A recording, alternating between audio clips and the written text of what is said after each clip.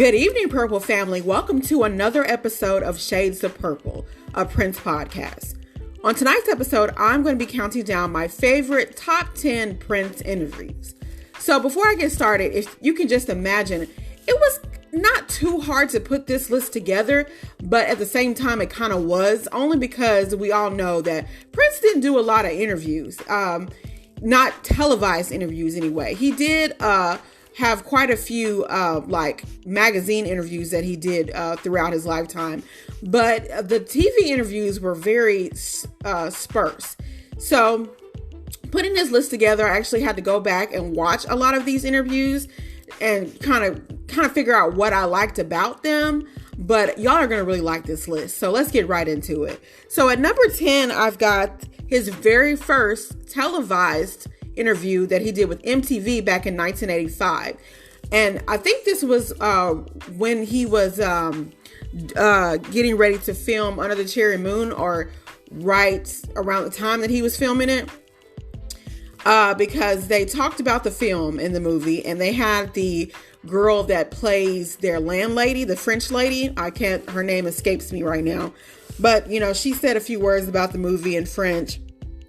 And then they asked Prince in this interview about the whole, We Are the World debacle, about why he chose not to participate. And he basically said that, he admired everyone that was in the room, and that, he was kind of shy, and he didn't say that he felt intimidated, but you could tell that he just was not, that just wasn't his thing. He wasn't comfortable with doing that. And we as Purple family, we know that that's just not how Prince recorded music. Like, he would even have the engineers leave when he would record his own vocals. So it just wasn't, something that he felt comfortable doing. But he did, of course, contribute to the We Are the World album. And he did a song that I personally think, and of course, I'm biased, and as we all are, but For the Tears in Our Eyes, for me, I think was a much better song than We Are the World. But, like I said, that's just my opinion. But anyway, he addressed that, and he also addressed, because the interviewer he had some really good questions. He asked about how Prince felt about people saying that he had turned his back on the Black community by trying to be more mainstream. And he basically said that he had never lost his touch with the Black community, and that he grew up in a quote unquote black and white world, meaning that, he had different inspirations. Like, he listened to James Brown, but he also listened to Fleetwood Mac. So he had all these different influences that were black and white. He didn't just listen to just black music. He didn't just listen to quote unquote white music. And so I like that he, addressed all of that, and that he also addressed the rumors about him kind of being like this hermit, and, kind of isolated himself and not really, liking to be around people or whatnot. And he just said that, that's not who he was. Like, he, doesn't cut himself off from people, that he needs love and water like everybody else. He's quite normal. In other interviews that he would say, another interview that he did back in 2004, he even made the comment that, he was a normal person, a little high strung, as he was quoted as saying, but he was very much a normal person. And so he kind of didn't understand why people, felt that, he was a certain way. But as he was saying in a later interview, he was just content with let people believe the lies, or being content with let people believe what they want to believe, because after a while, there was just so much stuff in the press about Prince. Some of it was true. Some of it was maybe half true. Some of it was completely false. But he just got to the point where he was just like, fuck it, I don't care. Like, believe what you want to believe. And I know the truth, but, it is what it is. Like, he didn't go as far as entertaining a lot of the bullshit that was, written about him. And that's something that I can say that I have always admired about Prince. He was very straightforward and blunt. And then if people, believed it, they believed it. If they didn't, they didn't. They had the right to believe what they wanted. But he wasn't finna go back and forth and argue with people about what he knew to be true about, especially about himself, So that MTV interview was the first interview of Prince really just kind of opening himself up to his fans and to the MTV audience in particular. And I guess he felt like he, had something. He had to definitely address the whole We Are the World thing for sure, because he did get a lot of bad press after what happened to his bodyguard that was arrested after a cameraman tried to go into, I think he did. He ended up getting into the limo with Prince, and I think, I can't remember if he was out with Jill Jones or Susanna that night they went to that club after the American Music Awards, because that's where he went instead of going to do the recording for We Are the World. After his manager told him, like, if you're not going to this We Are the World recording, don't leave, don't go anywhere. And what does Prince do? He goes out to this club called Charlie something. I want to say Charmin Charlie's, but that's not it. But it was something Charlie, Charles and Charlie. I don't know. Anyway, some type of club / restaurant that he went to. And when he was leaving, his bodyguard got into a scuffle with a cameraman that was trying to get a picture of Prince in the limousine. And he was arrested, and they even made like a Saturday night skit about it after it happened. So it just really made, he got a lot of bad press, and it made him look bad. But, like Prince said, like he just didn't want to do it. And in hindsight, I'm kind of glad that he didn't, because after watching that documentary on Netflix about the We Are the World recording, I kind of got a feeling that Quincy and Lionel Richie, and maybe even Michael, but more so Quincy and Lionel, I kind of felt like they were trying to figure out a way to control Prince. And I think Prince kind of picked up on that as well. But Prince is the type, he wants to do things his way. Like he offered to do a guitar solo. They turned that down. He said, well, give me my own separate booth. And he turned that down. And then looking at the documentary, you could see Bob Dylan, which is another artist who is from Minnesota, how uncomfortable he was. Like it was just cringeworthy how uncomfortable Bob Dylan was. But then people were saying, well, if Bob Dylan could do it, why couldn't Prince do it? Well, because he's Prince is Prince, and Bob Dylan is Bob Dylan, right? So I just kind of felt like a kind of manipulative vibe, because the American Music Awards in 85, and I'm gonna get back to the countdown, I'm sorry, y'all. You know how I get sometimes. But the American Music Awards, that particular night was Prince's night. He racked up, I think, like 3 awards that night.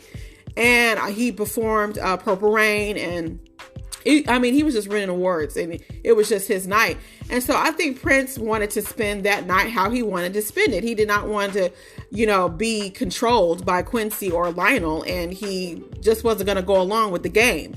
And I just kind of felt, that's how Prince thought about things. I could be totally wrong, but it just seemed like he just didn't like, Prince was the type, you couldn't really tell him what to do. Like you're going to tell him, well, this is what I need you to do. Then he decides if he's going to do it or not, But in hindsight, like I said, once again, I'm kind of glad that he did not do that, because it was a moment for Michael, and I'm going to say Michael Jackson and Friends. I'll say that.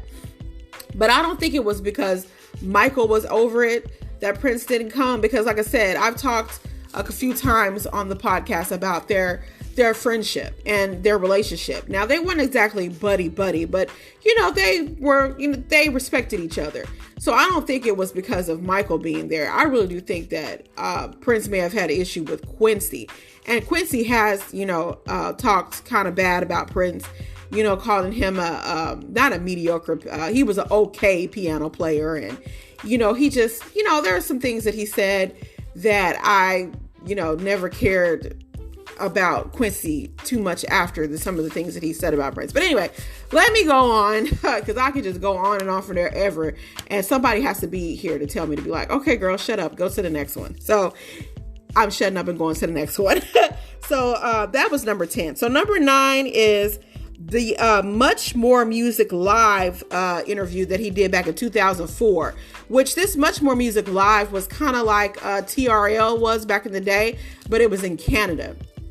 And this was an episode where he wore the, I think this Toronto Raptors jersey, and he had like the white blazer and the pants, and he performed on the show. But this is another interview where they do a lot of TikTok videos about, this is why they killed Prince, and this is why, because he's talking about, the record industry and how they do things, and how he felt at the time that, their time was limited as far as, getting away with taking, artists', money. And, he just kind of felt like there was going to be a shelf life.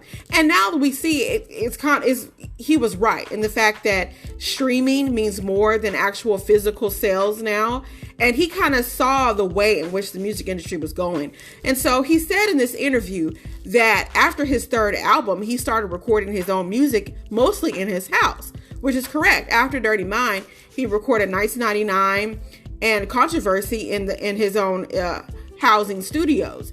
And so he stopped taking as much money to produce those albums from Warner Brothers.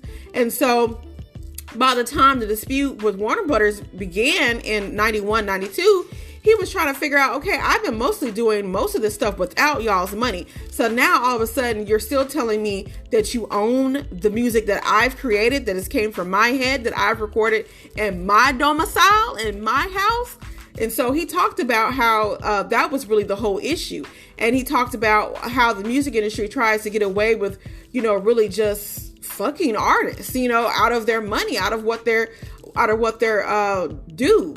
And so from about, I would say roughly 96, 97, all the way to, I would say really 2014, so from the span of about what is that? About a good, 10 years or so almost, or a little less than 10 years, 7 years or so. He talked about, even after, he went back to Warner Brothers in 2014, and he got back on good terms with them, of course, but he still, really was talking about how the record industry was just not good for artists, not good for artists who wanted to make a real career out of their music. Now he stated that, of course, the record business, the record companies love artists that they can make a lot of money from, that they know are not going to be around in the next, 5 years or so, So, he kind of just talked, more about that stuff. And he isn't, Prince, of course, isn't the only artist that has talked about that. Michael Jackson has,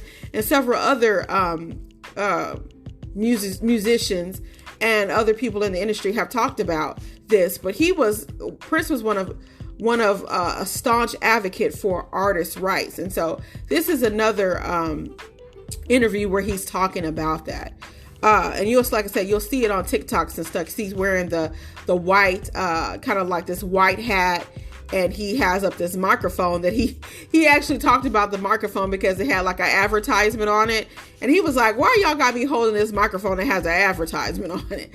So because he was just like, I don't want to endorse anything. That was another thing about Prince, is that he never got really into endorsements like that. Like you never seen him endorsing like Coke or Pepsi or, really anything outside of his own music. I think that's the only thing, of course, he ever endorsed. But as far as like products and things like that, you never saw Prince doing like that, because he just didn't do business like that. He didn't care for endorsements and things like that because he didn't want to be beholden to anyone really but himself. So that's another thing that I admired about him as well. Okay, so going on, number 8, the Tavis Smiley interview from 1998.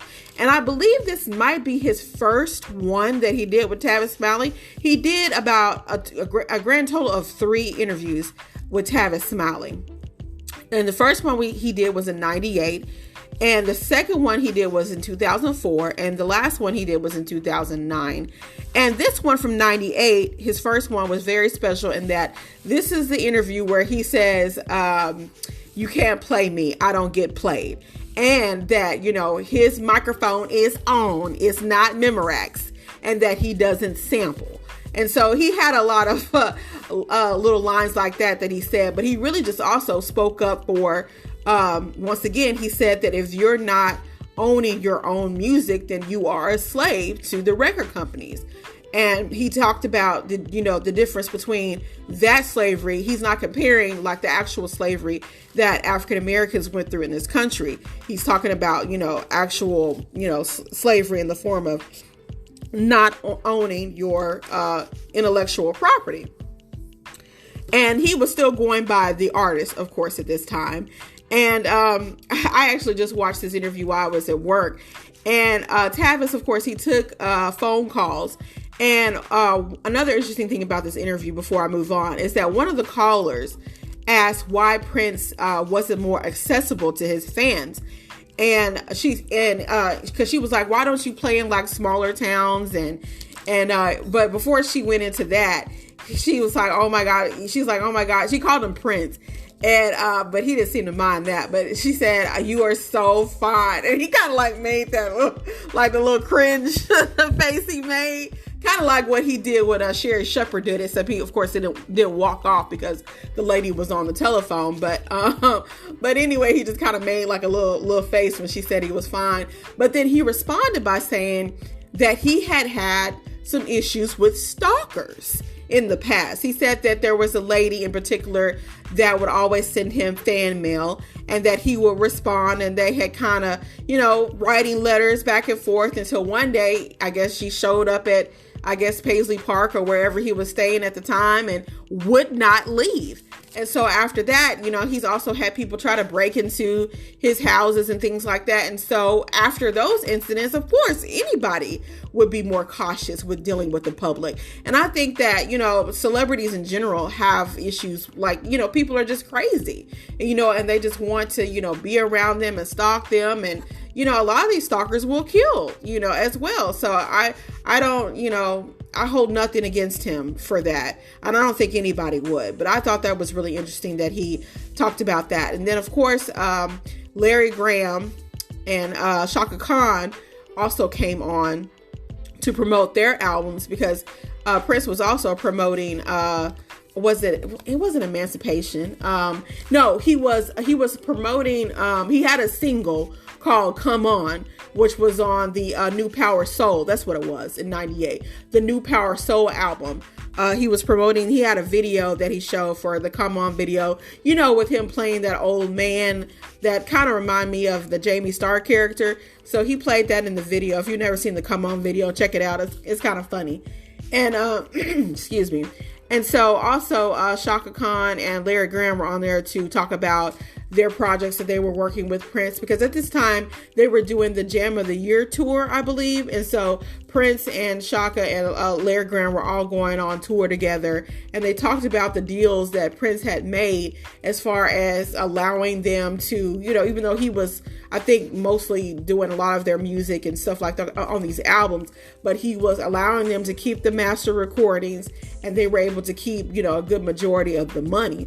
And so, like, when that happens, when artists can own their own masters and own their music, they get like at least 100% of the revenue.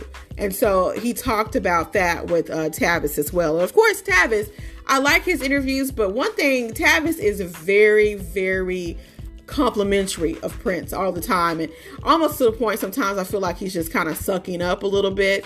But Prince, just eats it right up, of course. But I really like that interview. And also, another thing about that interview, when they came back from commercial break, Tavis Smiley talked about the next guest they were having on, like the following week, and it was President Clinton. And in 1998, that's when that whole Monica Lewinsky thing was going on. So I think he was going on to Tavis Smiley's show to kind of, I don't know, maybe address some of that and clear the air. And so when Tavis Smiley announced that the President of the United States was coming on the program next week, Prince was like, what? So he was like, okay. So I thought that was kind of funny. So that is number 8. So number 7 is Tavis Smiley from 2004. And so what I remember most about this interview is when he was talking about, Tavis was asking him about, does he regret some of the, like, his older material, like Erotic City and, Head. He didn't specifically mention those songs by name, but he just said, just in general, did he regret any of his, like, saucier type of songs? And Prince had a really good answer. He said no, because he knew why he wrote them at the time. And so he didn't regret anything that he had ever written. But he did say that he's gotten to the point now where, because during the Dirty Mind era, he was all about being damn near naked on stage with his little bikini briefs and his leg warmers and, that whole nine. He did say that, he wouldn't dare do that at that time in 2004 because it's just old skin. So nobody wants to see that. But you would say that, Prince, but you would still take off your shirt and we could see a little bird hairy chest. So which one is it? So sometimes, and then he said, I just can't help but be sexy. That's what it is. I mean, and that is what it is. So it was just like he said he lived, life with no regrets as far as his music goes anyway. And that he said that he wouldn't go too far with, being too naked on stage anymore, that he was past that. Another thing about this interview, at the very end, he did a song, which I put on the Facebook page with Wendy Melvoin. They did on acoustic guitar called Reflections. And it was a good song, but it was kind of short. So check it out. It's on Facebook and on, of course, YouTube. But it was one of those kind of like melancholy songs that like it could have been on the Truth album because that Truth album was all acoustic. So it sounded like a song that could have been on the Truth album. And that's how they ended it. And so I thought that was nice that him and Wendy got that time to reunite for just a quick little second to do that really nice, beautiful song at the end. And that's how the interview ended. So I like that he would go on and try to perform because they showed, I don't think he performed on the 98 interview that he did. And I don't think he performed at the 2009, but he did perform a little bit at the end of the 04 interview that he did with Tavis Smiley. So that was number 7. So number 6 was George Lopez back in 2011. Now he did a great performance on the George Lopez show. He did the song Lay It Down. He also did a version of The Beautiful Ones with Misty Copeland, which was wonderful. And then he did a sit-down interview with George Lopez.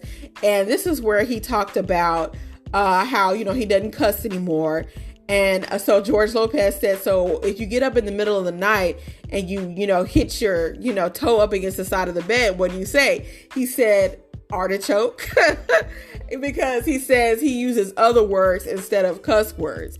And so, but George Lopez I think was the one who first said, well, what do you say? Like artichoke? And so Prince was like, yeah, I'll say artichoke. And there's this lady that's on the, she's not on the Shades of Purple podcast. She's on one of the other sister Prince pages.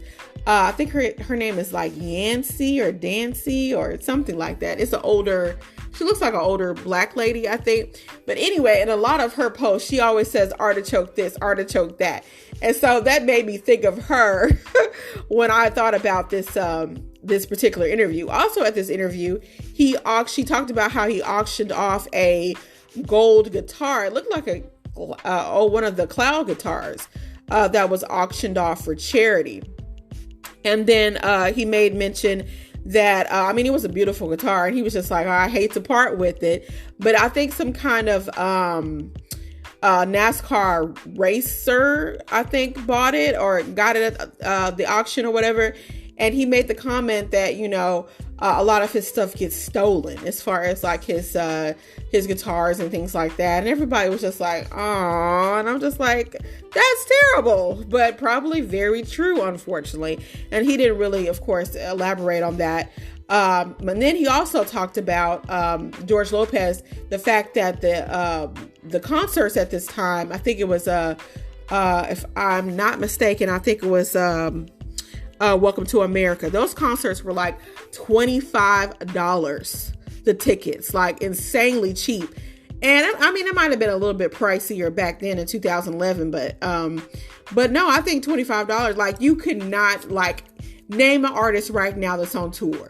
You could not get $25 tickets. Not even back in 2011. Like Beyonce, Usher, Taylor Swift, $25 a ticket? Hell no. Like more like $2,500. Okay.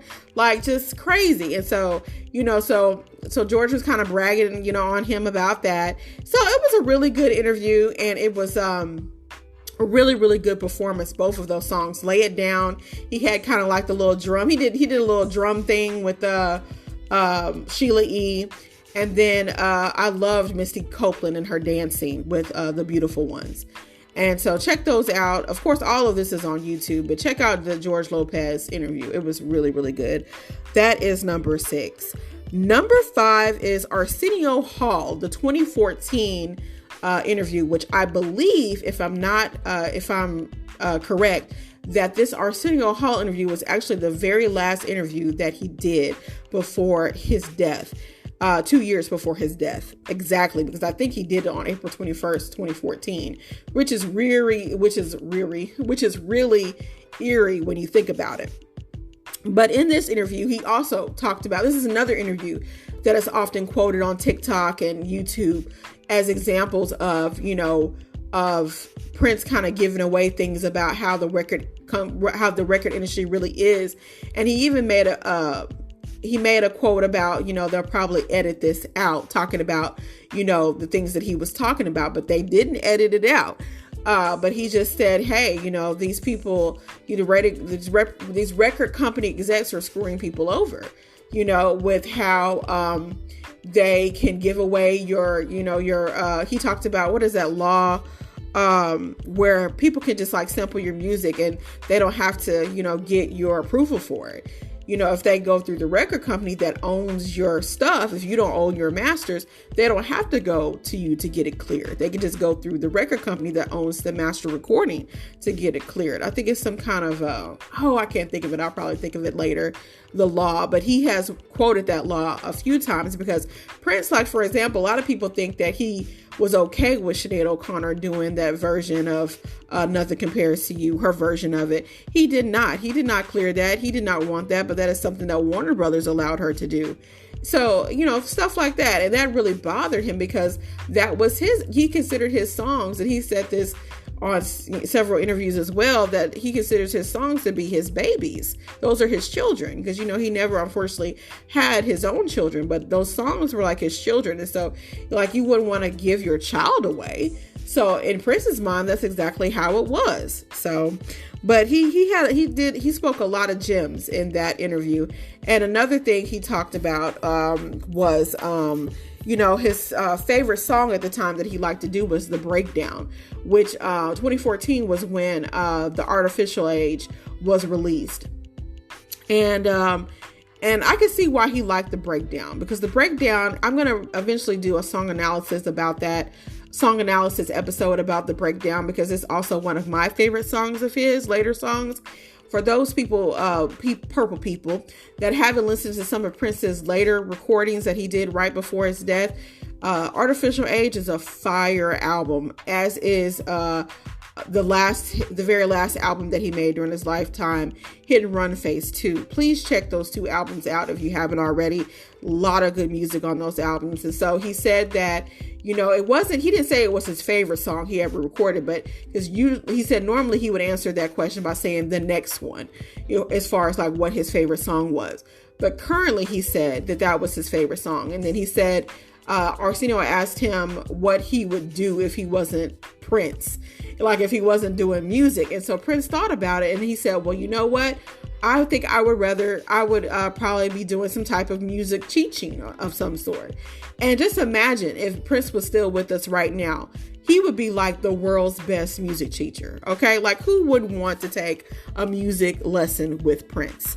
So I just hate that, he wasn't never able to do that, because I think eventually he may have wanted that for Paisley Park. He did want it to be a museum. Okay. A lot of people don't think that he wanted it, but he did want it to be a museum. So it is being used for the purposes that he wanted.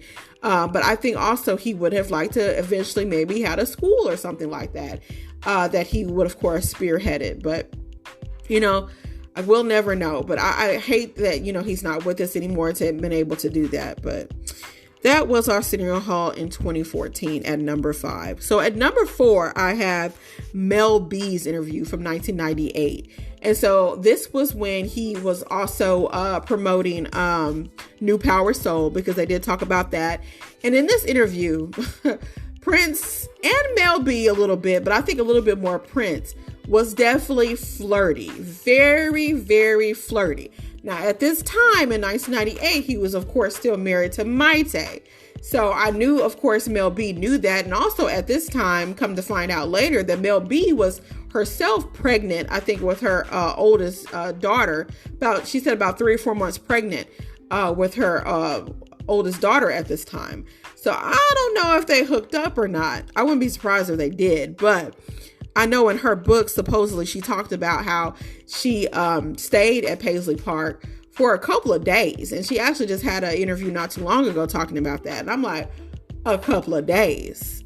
Okay. But, she was able to get him to talk about many different things, and in between the flirting, of course. And at one point they had this word association game, and Mel B asked him, so, I think she said, like, food. Like, what is the first thing that you think of? And he said, Maite, when she said food. And then, so I thought that was funny. And then he talked about, her having a pimp watch, and, she had on this long lilac colored dress and like these big platform boot looking things and this long like ponytail. And so you could tell that Prince was checking her out the whole time and that he really enjoyed the interview. And like I said, he was being very flirty with her. When they went outside to the little swing set, she said, Mel B made the comment, I would like to, I'm thinking about maybe writing a movie or something like that. And would you do a movie? He was like, yeah, I'll do a movie with you. And my mind, because my mind is always in the gutter, went to like, what kind of movie you talking about, Prince? Because the way he said it's like, yeah, I'd do a movie with you. And so, and they, played on the playground for a little bit, and then they went back in.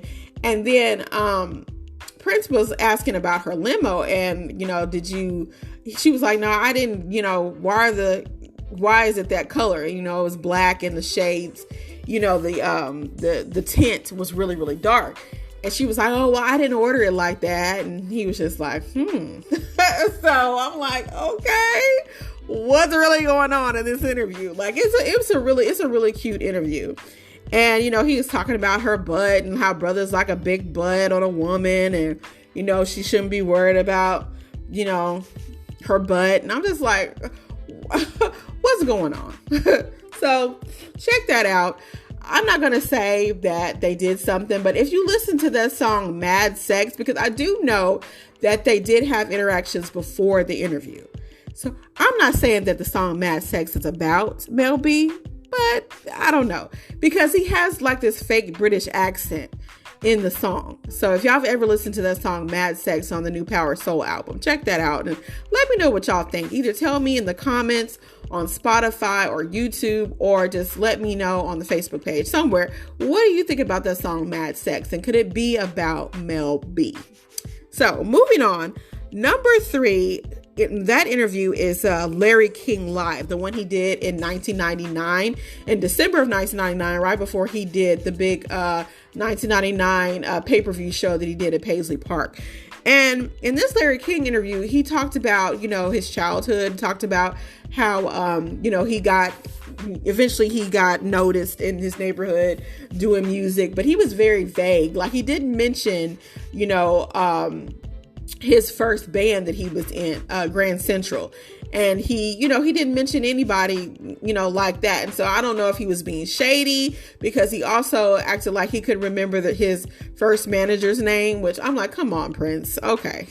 Like, he totally forgot about Owen Husney. He was like, my first manager, whose name escapes me, and so he also kind of refuted some things about that people thought that he had like this hard upbringing, based on, Purple Rain, the movie and all that. He was like, no, he didn't really have what he would call a hard upbringing, but, there were times where his father was hard on him.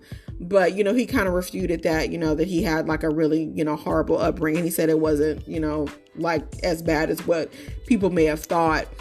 And he was very like open with Larry King in a surprising way, because Prince is usually he tries to be very shy in a lot of interviews, but he was very open. I guess Larry kind of made him comfortable enough to kind of open up. And because Larry asked him, he was like, well, he kind of let it know that, the network that they were on was owned by Warner Brothers.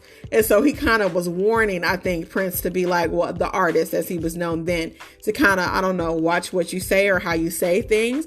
But Prince, he still took it all in stride. And he said that, the dispute was, really blown more out of proportion than what, in the press in particular. Because he said that, he always had love for Warner Brothers, even during, their misunderstandings, because he said that he sent a letter to the head of Warner Brothers at the time and just told him that he loved him, and he also repeated this in the 98 interview that he did on Tavis Smiley as well. He said the same thing, that, he was very grateful for what Warner Brothers did for him in his career. But he had just got to a point where he just wanted to own his music because he felt like that was his right to do so, and that he was very grateful, and that he just wanted to, like I said, own his music. And that was the only dispute that they had, as far as like him, being able to distribute his music and put out his music when he wanted to. But other than that, he said he didn't have any issues with Warner Brothers. And so he really talked about that and how, and of course, Larry Graham came out, and I'm saying that I'm gonna just say this. I'm not the biggest Larry Graham fan.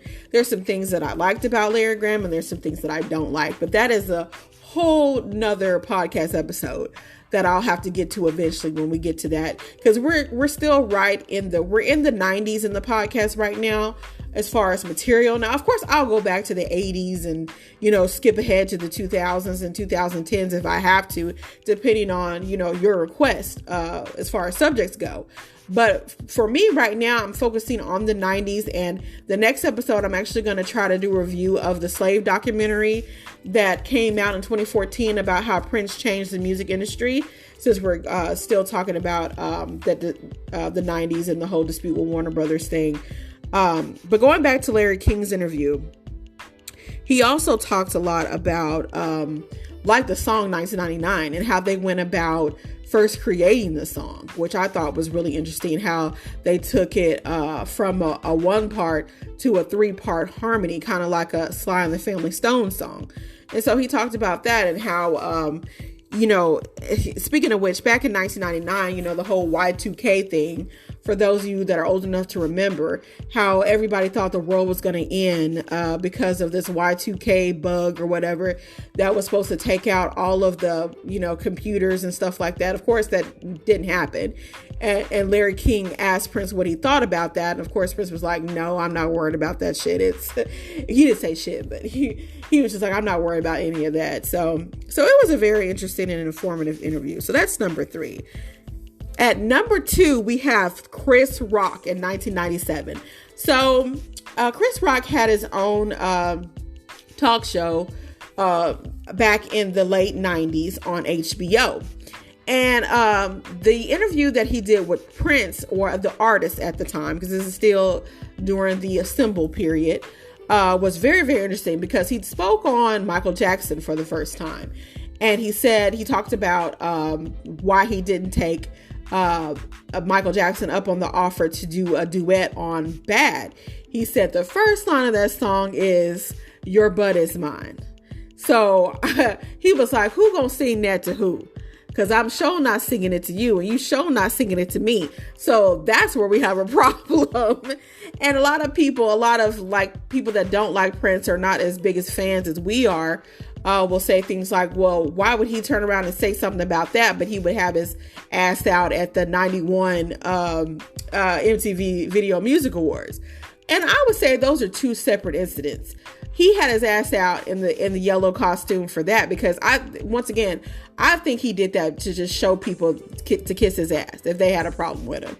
And as far as this, with the Michael Jackson and Bad, he was just like, no, like he just wasn't feeling it. And he has a right to feel the way he feels. And a lot of Michael Jackson fans feel some type of way about it, but it is what it is. He was very honest in the fact that he just did not care for the lyric. And also, though, I think another thing that Prince kind of understood was that Michael Jackson was trying to punk him on the low. Like, how you gonna tell me your butt is mine and that you bad, and then I'm like, nigga, who are you? Like, you're not finna punk me on record. And Prince actually supposedly said that to Alan Leeds, his tour manager at the time. And he was just like, no, I'm not here for that. Like, we can work together, but you don't have to punk me. You don't have to make me lesser than you, just because you want to try to prove a point. He like missed me with that shit. So that's all that was about. But I did like how Prince kind of walked away, mockingly when, because Chris was trying to bash Michael. And Prince wasn't there for it. He was just like, because Chris said something like, when Michael Jackson got caught with the kids and here you are. And as soon as he said that, he's like, he kind of walked off, kind of like what he did with Sherry Shepherd when she started with her bullshit, talking about she wanted to sleep with him and shit. So he kind of did the same thing with Chris Rock started talking about. So I think that because of that, I think Prince, him and Michael may have had their differences, but he still respected Michael Jackson as an artist, and he never believed those allegations that came up against him about, child molestation. I don't think Prince believed any of that, and he just didn't want to entertain anybody talking to him about it, especially on an interview. And so I can respect that he got up and, mockingly left. And another thing he talked about was kind of his upbringing and how his mother left around like porn magazines and like, dirty magazines, and to try to, talk to him about the birds and the bees without talking to him. And so kind of leaving that literature around for him to see. And he said that kind of, helped develop his sexuality and his love for all things dirty and sex and things like that. And he said some of that, back in the day, was kind of, plain as far as like, him leaning up against Andre, and then, Gail Chapman, who was his keyboardist at the time, he would go over there and, stroke her face. So, he was kind of playing around with people, because people back then especially kind of wondered if he was bisexual or gay and things like that. And he knew that. And he, and I said in another episode of the podcast, a really early episode of the podcast, that he used that to his advantage and would kind of play off of people that, kept people guessing, like what he was. Was he black? Was he white? Was he gay? Was he straight? Kind of like the song Controversy, like he was just like, I don't understand, why people are so stuck on what am I? Just listen to the music and respect that. And that's what he was always on. So that was number 2. Number 1, drum roll, please. Which is just me knocking on this desk here. But number 1 is Tavis Smiley's 2009 interview. It took 2 days, actually, April 27th and April 28th of 2009. So he was on there for 2 straight days. He went on there to promote his Lotus Flower album, the 3-part album, Lotus Flower, Minneapolis Sound, and also, what was her name? Her Elixir album, Bria Valente, who of course was his girlfriend at the time, but also one of his proteges. So he came on there to promote her album and his album, but he also talked about some very controversial topics, one being chemtrails. Now, I don't know if y'all heard of chemtrails, but chemtrails are basically like the lines that you see in the sky sometimes. And so Prince, he said that he watched the documentary that was done by Dick Gregory, who has also since passed away a few years ago. But Dick Gregory was a comedian, but he was also, I guess you could say he was kind of a philosopher in his own way. And he talked about, different things or whatnot. And so in this documentary, he talked about chemtrails, and Prince, after he watched the documentary, he was just like, wow, that does make a lot of sense. You would see those lines in the sky, and then the next thing you know, people are fighting in the neighborhood, and crime and people breaking into stuff, and, just all this crazy stuff would start happening. And so the idea behind chemtrails is that the government is actually putting something in the air that is causing people to act violent. And so he talked about that in this interview. And he also talked about how he grew up. He was born epileptic. And so he would get, I think I'm saying that right, epileptic seizures. And he had those all the way up until he was about 7 years old. And then he stopped having them when an angel came to him and said that he wasn't going to have him anymore. And this is what his mother told him that he said. And so this was the first time that he talked, extensively about his childhood and about his relationship with his father, and the fact that, his father would never, let Prince play on the piano, because he would try, and that he would, and then Prince would say that his father would tell him, that's not even close to what I'm doing, you want to play, but you can't play. So so Prince's dad, and kind of like with Joe and Michael Jackson, his dad was kind of hard on him at times. He was like, it was like being in the army, in a way. And so he shared a lot of that. So he shared a lot of his personal life that he had never shared in any other interview prior to that. And it was a very interesting interview. There's a lot to unpack with that particular interview. They talked about, there was a documentary on PBS about, what is that boxer's name? Joe Johnson, I think his name was, or Jack Johnson, who was the first black heavyweight, and how he had to, go through all of this, this hardship. Like he was, in the ring fighting white men and winning and knocking these white men out. But then he would turn around and they would try to throw the fight. They would try to, no, this white man isn't knocked out. Like Jack Johnson didn't just knock him out, so he talked about all of the adversity that Jack Johnson went through. And, and another part of the interview, I know I'm skipping around, but Tavis Smiley asked him about the lyrics of some of these songs. And then that's when he revealed this really funny tidbit. He said that, Prince said that a lot of people, he's seen a lot of different rewrites of some of his lyrics. And one, he said, Little Red Corvette was pay the rent, collect. And then When Doves Cry was, dig if you will the picture, me, Marvin Gaye, and the kids. And he said with the Little Red Corvette line, he said it was from a woman that, from a person, he didn't say a woman. Well, he said her, that didn't speak the English language too good. And so she thought Little Red Corvette was pay the rent, collect. And I believe he was talking about his ex-mother-in-law, Maite's mother, Nellie. That was kind of the implication, because he said that the only reason why the two of them knew each other was because she had a cute daughter. So that was another little interesting tidbit about that particular interview. But I think that is it. That was my number one. And there's a lot of other stuff in that interview too. So go check it out. And I might, after I post this, I might put some of those interviews up tomorrow for you to peruse on the Facebook page from YouTube. So I'll probably do that as well. And I will be taking requests for topics for the podcast.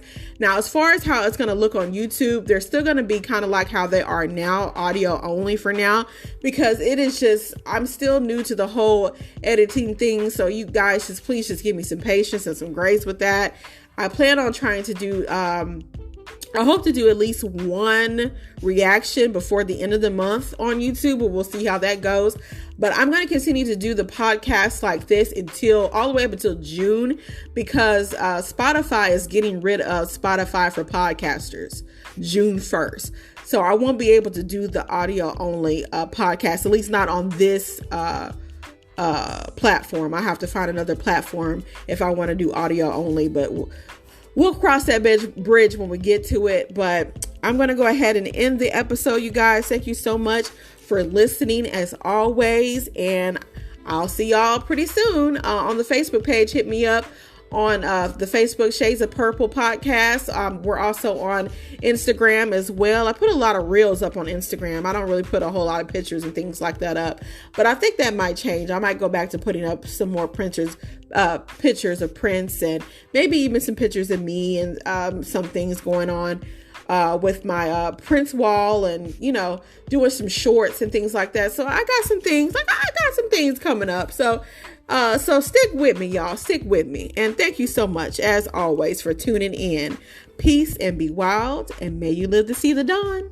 Bye.